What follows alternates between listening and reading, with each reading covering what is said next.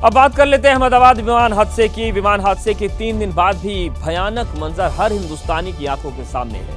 यह हादसा कैसे हुआ, हादसे की क्या वजह रही, इन सवालों के जवाब अब तक नहीं मिल पाए हैं। पीड़ित परिवारों के साथ देश के करोड़ों लोग इन सवालों का जवाब जानना चाहते हैं।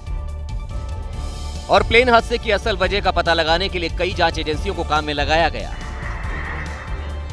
जिसमें national investigation agency, aircraft accident investigation bureau, directorate general of civil aviation, United Kingdom की air accident investigation branch, United States की national transportation safety board, federal aviation administration, Gujarat police और सीआईएसएफ की टीमें हादसे का पता लगाने में जुटी हैं। इसके अलावा एनएसजी, एनडीआरएफ, वायुसेना, एफएसएल, अग्निशमन बचाव दल की टीमें अहमदाबाद में दुर्घटनाग्रस्त विमान के मलबे का निरीक्षण कर रही हैं। बड़ी बात यह है कि विमान का ब्लैक बॉक्स बरामद हो गया। फॉरेंसिक की टीम ने कई सबूतों को इकट्ठा करने का कार्य किया है, कई सैंपल लिए हैं और इन सैंपल्स को लेकर लैब में जांच के लिए भेज दिया है। इससे काफी कुछ बातें स्पष्ट हो जाएंगी, काफी कुछ जानकारियां हासिल होंगी। हादसे के समय विमान कितनी ऊंचाई पर था, विमान की रफ्तार कितनी थी, विमान किस दिशा में उड़ान भर रहा था, अब ये सारी जानकारी जुटाने की तैयारी है। गुरुवार दोपहर को जब प्लेन क्रैश हुआ तो घटना का वीडियो एक छात्र के मोबाइल कैमरे में रिकॉर्ड हो गया। हादसे का वीडियो सामने आया तो कई लोगों के मन में सवाल उठने लगा कि जब प्लेन पलक झपकते क्रैश हुआ तो इतनी जल्दी इस हादसे का वीडियो किसी ने फोन पर कैसे रिकॉर्ड कर लिया। और गुरुवार को जब से प्लेन क्रैश हुआ, हर कोई इस सवाल का जवाब जानना चाहता है। कुछ लोग इसे साजिश के एंगल से देख रहे थे, लेकिन अब वीडियो रिकॉर्ड करने वाले आर्यन ने खुद इन सभी सवालों का जवाब दिया है। आर्यन ने कहा कि वो गांव से अहमदाबाद पहली बार आया था, इतने पास से उड़ता हवाई जहाज देखा तो वो वीडियो बनाने लगा। आर्यन उत्साहित था, वो चाहता था कि वो इस वीडियो को गांव लौटकर अपने दोस्तों को दिखाएगा, लेकिन उसे नहीं पता था कि प्लेन गिर जाएगा और 241 यात्रियों की जान चली जाएगी।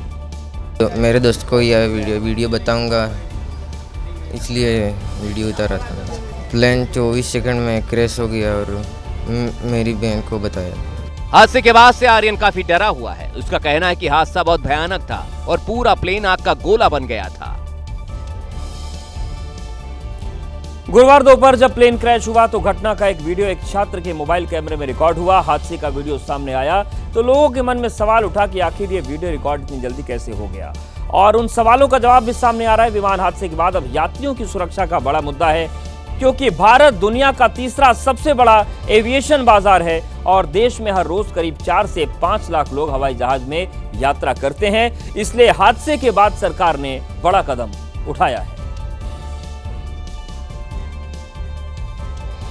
और अहमदाबाद हादसे के बाद सरकार ने तय किया है कि हर एक उड़ान से पहले अब बोइंग 787 विमानों की अतिरिक्त जांच की जाएगी। 15 जून की रात 12 बजे से भारत से अब जो भी बोइंग प्लेन रवाना होंगे उनके ईंधन पैरामीटर मॉनिटरिंग और संबंधित सिस्टम की जांच होगी। केबिन एयर कंप्रेसर की स्थिति और प्रणाली भी जांची जाएगी। Electronic engine control system test होगा।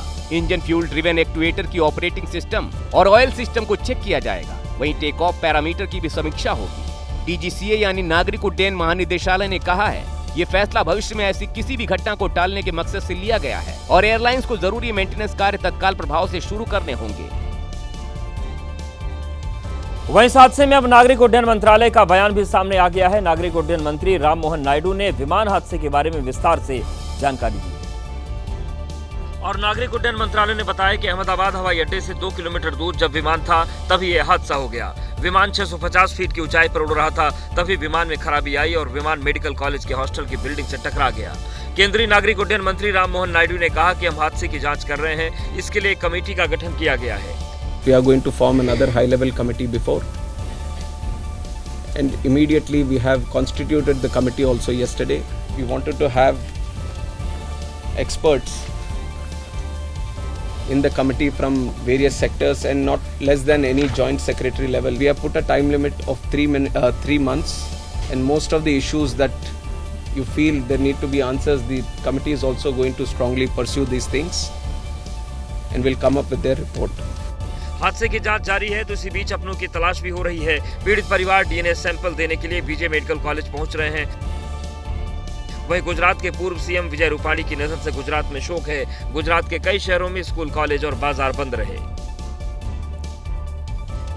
हादसे की तह तक जाने के लिए bureau of civil aviation security ने एयर इंडिया को मेल करके उसके विमानों के बारे में जानकारी मांगी है। Bureau of civil aviation security ने एयर इंडिया को क्रैश हुए विमान AI-171 की 30 दिनों की फ्लाइट हिस्ट्री मांगी है। Bureau of civil aviation security ने विमान की रजिस्ट्रेशन डिटेल भी देने को कहा है और इसके अलावा हादसे का शिकार हुए प्लेन की मेंटेनेंस हिस्ट्री मांगी गई है। साथ ही उन एजेंसियों का नाम मांगा गया है जो क्रैश हुए विमान AI-171 का सर्विस कर चुके हैं। ब्यूरो ऑफ सिविल एविएशन ने मेल करके एयर इंडिया से पूछा है कि क्या प्लेन में पहले भी कभी कोई तकनीकी खराबी आई थी।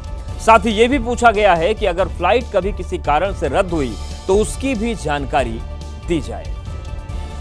एक और विमान हादसे की जांच तो दूसरी तरफ इस पर अब सियासत भी तेज हो गई है। कांग्रेस अध्यक्ष मल्लिकार्जुन खड़गे ने घटना पर दुख जताते हुए न्यायिक जांच की मांग उठा दी है। और कांग्रेस अध्यक्ष मल्लिकार्जुन खड़गे ने कहा कि हादसे का असली सच तब सामने निकल कर आएगा जब सरकार निष्पक्ष जांच कराएगी। इस घटना की जांच होनी चाहिए और खासकर सुप्रीम कोर्ट के जज, रिटायर्ड हो या सिटिंग हो, जो भी उचित समझे। सिर्फ मल्लिकार्जुन खड़गे ही नहीं, एनसीपी शरद पवार गुट की सांसद सुप्रिया सुले ने कहा कि मामला यात्रियों की सुरक्षा से जुड़ा है, इसलिए वो इस मुद्दे को संसद में उठाएंगी। Unfortunately, our experience in railways as well as civil aviation has been extraordinarily challenging. The amount of accidents are very, very alarming, and I am going to be discussing when Parliament starts. TMC ने भी सरकार पर निशाना साधते हुए कहा कि BJP राज में ना तो रेल सुरक्षित है और ना ही हवाई जहाज। अहमदाबाद प्लेन हादसे ने सैकड़ों जिंदगियों को ले लिया, लेकिन सबसे ज्यादा दर्द उन परिवारों को है जो अपनों की पहचान का इंतजार कर रहे हैं। सरकार हर संभव प्रयास कर रही है कि परिजनों को जल्द से जल्द उनके अपनों की डेड बॉडी सौंप दी जाए, लेकिन शवों की पहचान करने में बड़ी मुश्किल है, क्योंकि पूरी तरह जले शवों की पहचान करने के लिए डीएनए सैंपल एकमात्र उम्मीद है, लेकिन शव इतनी बुरी तरह जल चुके हैं कि इस प्रक्रिया में भी देरी लग रही है। अहमदाबाद के अनिल पटेल पिछले 2 दिनों से उम्मीद में हैं कि प्रशासन उन्हें उनके बेटे और बहू का शव सौंपेगा, लेकिन अभी तक पार्थिव शरीर न मिलने से वो बेहद दुखी है। एक भी बचा नहीं है, मैं भी समझ सकता हूँ, पर दर्द होता है। जिसका गया है उसको मालूम पड़ेगा ना। अनिल पटेल के आंसू नहीं थम रहे। उन्होंने बताया कि 2 साल बाद उनका बेटा लंदन से बिना बताए सरप्राइज देने आया था, लेकिन कौन जानता था कि वो सरप्राइज आखिरी मुलाकात बन जाएगी।